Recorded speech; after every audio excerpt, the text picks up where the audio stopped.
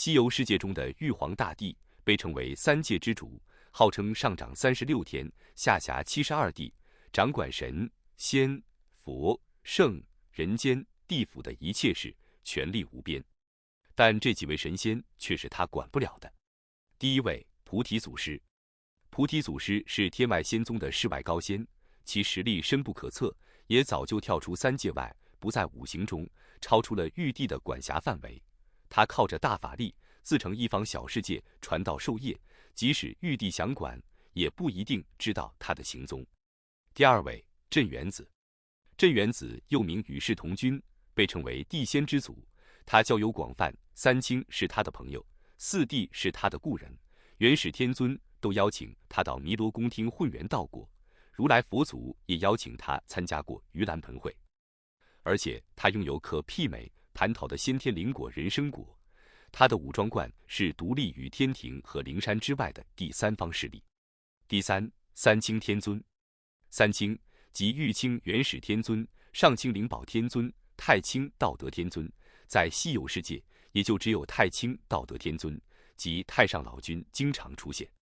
其实，在道家的神仙体系中，玉帝本是六御尊神之一，后来六御简化为四御，玉帝才独立出来，成为三界公主的。而无论四御还是六御，地位都在三清之下。就拿太上老君来说，他不仅地位崇高，还是炼丹炼气的大师，随便拿出一件武器，便让众神招架不住。所以对于玉帝来说，面对老君只有尊敬的份，根本不敢试图凌驾于老君之上。当然，老君为代表的三清也很给面子，基本不会跟他唱反调，因此双方才能够和睦相处。有人觉得如来和二郎神也是不归玉帝管的，但是如来是天庭敕封的五方五老之一，虽然能独立管辖西天事务，也只能算拥有一定自主权的诸侯，不仅要听调前去降服妖侯，还要听宣参加安天大会、蟠桃会等。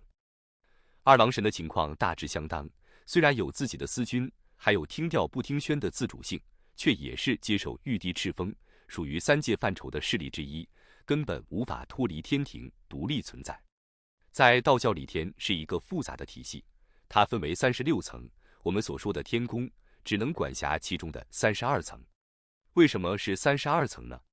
因为最上面的大罗天是至高无上，涵盖一切的，它在道教的概念中几乎等同于宇宙，等同于道。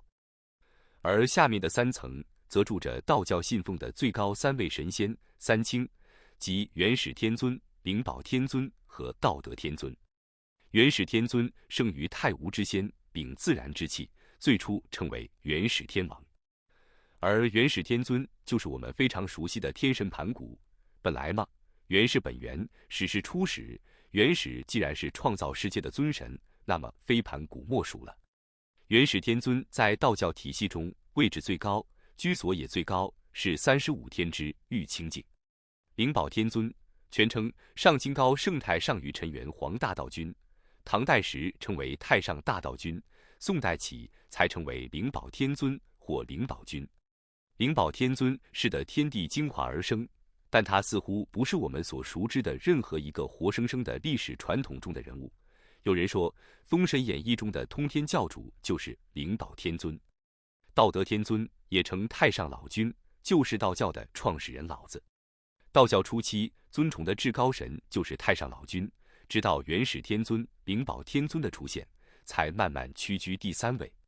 葛洪的《神仙传》汇集了群书所见之老子传记，有的称老子先天地而生，有的称其母怀孕72年生，生而白发，故称老子，还有称其母于李树下生，生而能言，指树而姓李。